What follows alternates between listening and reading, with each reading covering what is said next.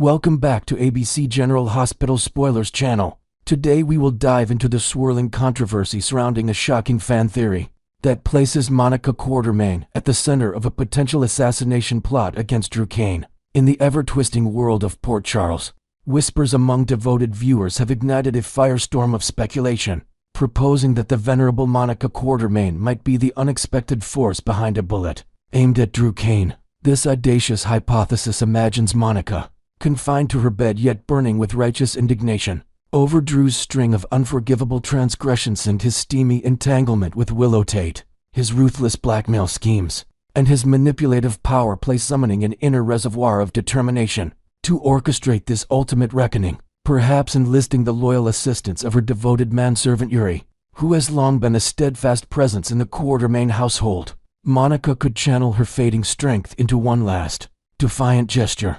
This narrative twist not only promises high-stakes drama, but also serves as a poignant send-off for the character, echoing unconfirmed reports of actress Leslie Charleson's passing earlier this year in January 2025, which has left fans grappling with the blend of fiction and real-life sorrow. To flesh out this idea, envision Monica plotting from her elegant bedroom, surrounded by family portraits that remind her of the Quartermaine dynasty's storied past, her eyes flashing with the same fire that once defined her as a formidable surgeon and family pillar. Supporters of the theory argue it injects a fresh layer of intrigue, allowing Monica to reclaim agency in her twilight moments, perhaps even coordinating with hidden allies in the hospital corridors, where she once reigned supreme. Yet, the concept has split the fandom wide open, with enthusiasts praising its bold, operatic flair that harkens back to classic soap tropes of betrayal and redemption, while detractors voice concerns that it could overshadow the grace and complexity Charleson brought to the role over decades.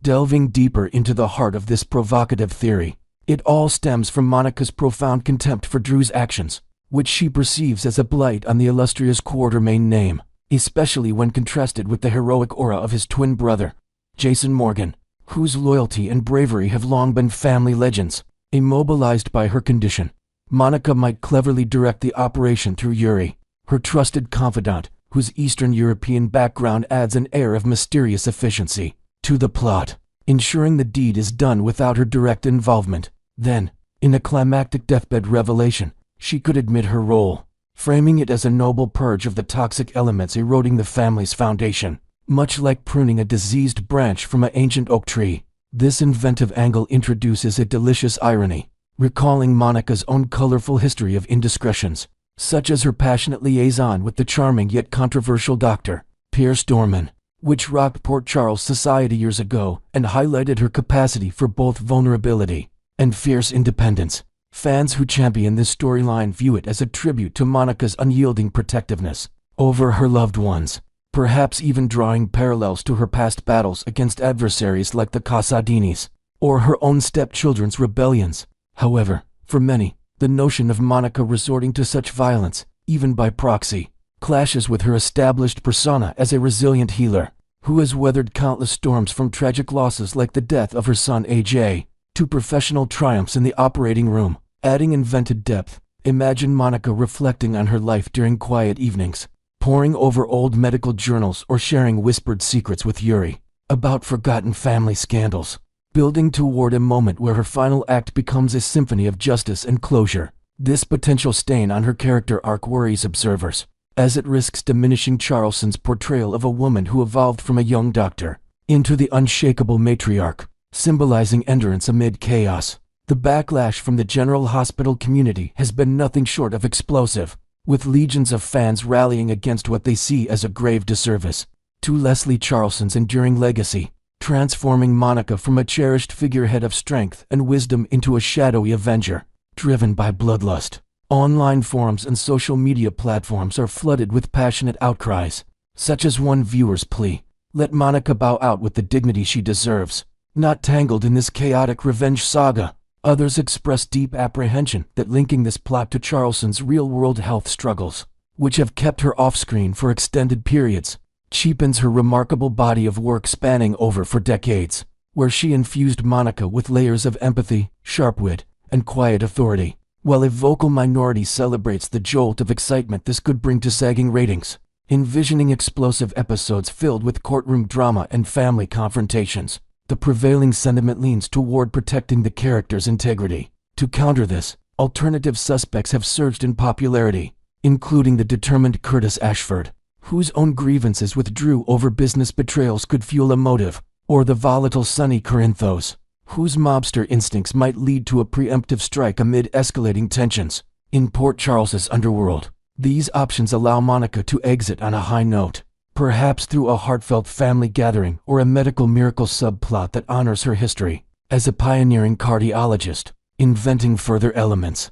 Picture fans organizing virtual petitions or fan art campaigns depicting Monica in heroic lights. From her early days romancing Alan Quartermain to her standoffs with Tracy, all aimed at influencing the show's writers to steer clear of controversy. As we ponder the possibilities of this dramatic farewell, the theory's realization could unleash a full-blown Quartermain family feud, pitting relatives against one another in a whirlwind of accusations and alliances, with the indomitable Tracy Quartermain stepping up as a fierce defender of the clan's tarnished honor, her biting sarcasm clashing against Drew's calculated defenses. Yet, clever speculation among fans introduces tantalizing twists.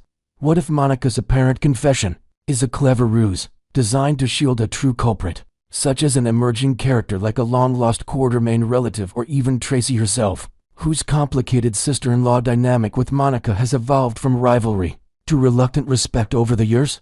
With Leslie Charleson's future on the show shrouded in uncertainty due to her health, this storyline might represent the writer's creative method to craft a memorable goodbye, incorporating elements like flashback montages of Monica's greatest moments, or surprise cameos from past co-stars. However, the mounting fan discontent could prompt the production team to pivot, opting for a more uplifting resolution that celebrates Monica's contributions, without veering into moral ambiguity. Enriching this with new details, imagine scenes where Monica, in her final days, mentors younger characters like Brooklyn or Michael, imparting wisdom on love and legacy, setting the stage for a twist where her involvement in the shooting turns out to be a red herring, to expose deeper conspiracies involving Drew's enemies from his SEAL past. Ultimately, the question lingers, will Monica's storied legacy remain intact, a beacon of resilience in the soap opera landscape?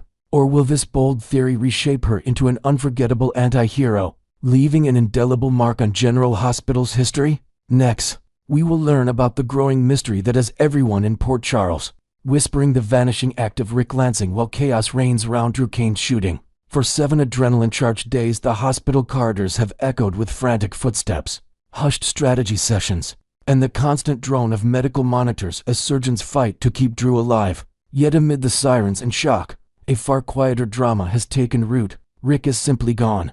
In the chatter of nurses, his name never surfaces.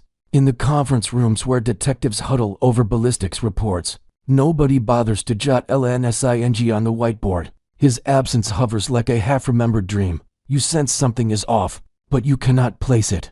Viewers, of course, know the ugly truth. Ava Jerome, quick-thinking and vengeful, brought an ornate crystal vase crashing down on Rick's skull, leaving him sprawled across the carpet of her art-filled penthouse.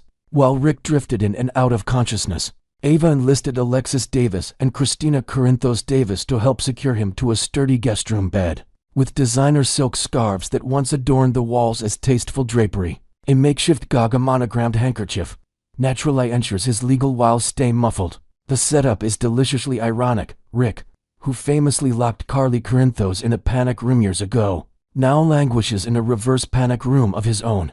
Poetic justice has rarely felt so literal. Days in soap opera time warp famously bend, and the question on every fan's lips is simple. How long has Rick actually been trussed up? One scene suggests dawn's first light streaking across the bedroom. The next shows an evening skyline glittering behind Ava's floor-to-ceiling windows. By conservative estimates, our captive has endured at least 72 on-screen hours without a legitimate meal, bathroom break, or medical evaluation for that nasty head wound. Off-screen necessity Esalen drips, antibiotic ointment, even a pillow adjustment are left to the imagination. Is Alexis sneaking in granola bars between courthouse appearances? Has Christina scrawled a feeding schedule on the back of a coffee receipt? Fans argue the physics of it all on social media, but Port Charles is notorious for stretching reality to fit a good story. The reason nobody comes knocking is painfully clear.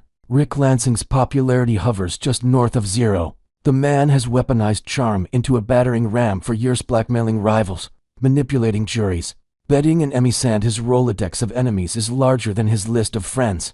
The chief of detectives might vaguely recall him as that lawyer with the smirk, while nurses remember him mostly for argumentative late-night conversations at the nurses' station. Even his family connections wear thin.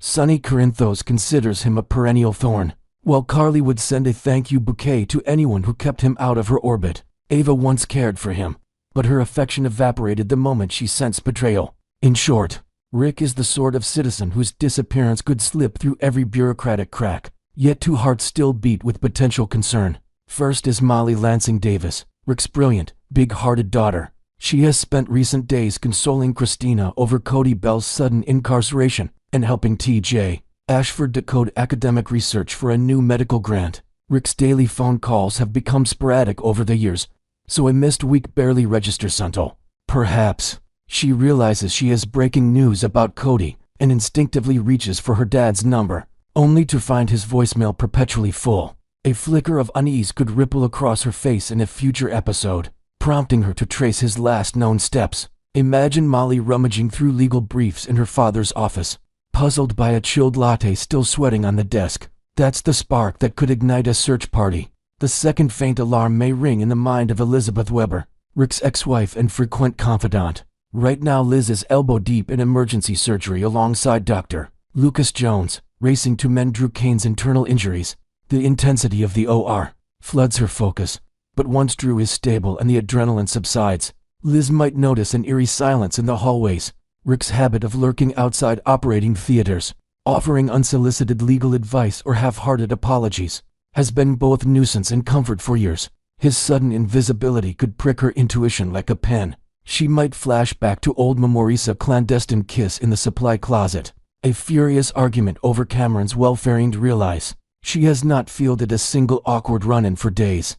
That realization, coupled with a glance at Rick's nameplate absent from the hospital lobby directory, could launch her into detective mode. Meanwhile, Ava, Alexis, and Christina juggled the logistics of their secret prisoner with the mounting tension surrounding Drew's condition. If Drew dies, public grief could cast suspicion on everyone remotely linked to the shooting, including Alexis, whose legal prowess and easily traceable cell tower pings could unravel their clandestine operation. Christina's student loan records might inadvertently expose suspicious purchases of medical gauze and sports drinks. Ava maintains her signature composure, yet every soft groan echoing from the guest room reminds her that loose ends have a habit of strangling the hand that fails to snip them. Port Charles law enforcement is already stretched thin. Police Commissioner Jordan Ashford is fielding press conferences, coordinating ballistics, and monitoring turf war flare-ups triggered by Drew's ambush. Filing a missing persons report for Rick would add another stack of paperwork to her overflowing desk. Still, the moment Molly or Liz voices concern, Jordan's detective instincts will kick in. She may assign Dante Falconeri to canvass Rick's favorite haunts, his law office, the Metro Court Bar, even the lakeside boathouse where he once brokered shady deals. Surveillance footage could reveal Rick's last appearance walking into Ava's gallery, never to emerge, an electronic breadcrumb that points investigators right to the door of the Jerome penthouse. Inside that penthouse, moral lines blur. Alexis wrestles with professional ethics. Can she, an officer of the court, justify unlawful imprisonment? Christina masks guilt with gallows humor, decorating Rick's cell with fairy lights pilfered from Charlie's pub to brighten the mood. Ava, ever the strategist, drafts contingency plans, forged doctor's notes citing Rick's mental health sabbatical, a predated resignation letter hinting he fled town, even a forged passport if she must relocate him under a new identity. Each layer of deception tightens the noose. What happens when Rick finally breaks free through rescue, negotiation, or his own cunning is fertile ground for future episodes? Picture him staggering into General Hospital, sir, wrists chafed, fury blazing, just as Drew regains consciousness. To victims, to intersecting timelines, one explosive courtroom showdown. Rick might threaten to press charges, but Ava could counter with incriminating recordings of his past misdeeds. Alexis may offer a plea bargain that spares them all public scandal at the cost of Rick's silence. Christina could record a confessional podcast episode that turns public opinion on its head. And hovering over the chaos is Molly's heartbreak. Should she learn her father's suffering stemmed partly from her own sister's actions? Will anyone in Port Charles file that paperwork before it's too late? Will Elizabeth's intuition or Molly's tenacity force the truth into daylight? Or will Rick endure weeks or soap opera months inside his ironic prison, forgotten by a town too busy saving one hero to notice the fall of another? Next, we will learn about the real-life twists that pushed 5 beloved performers to walk away from Port Charles, leaving viewers stunned and storylines scrambling to adjust. Marcus Coloma, Nicolas Casadine's second fall from grace.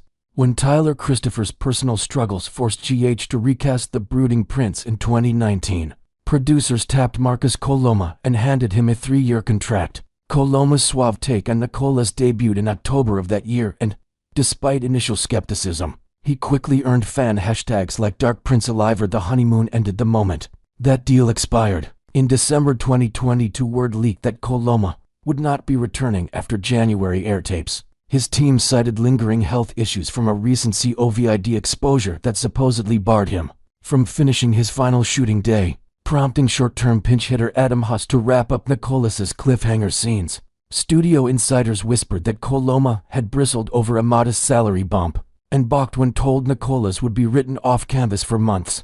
Official statements remain polite, but the Timmingen expired contract plus an unexpected absence from sets August's creative disagreement sealed the exit more than any virus.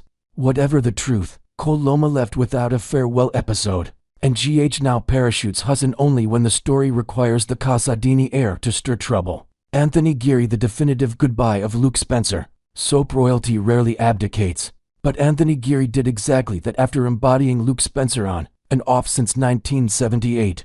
His first walkout came in 1984, a 7-year sabbatical that proved a mere warm-up. Subsequent contracts allowed frequent breaks, culminating in a final run that ended July 2015. By his own admission, Geary was exhausted by the daily grind of 70-page scripts and frustrated with then-head writer Ron Carlivati, whom he diplomatically referred to only as the writer. Fan backlash over the dark Fluke split personality arc did not help. Rather than let the character die on screen, Geary asked to leave on his own terms. Citing a fear of collapsing under the studio lights, ABC agreed, crafting a sentimental send-off that saw Luke ride into the Irish mist.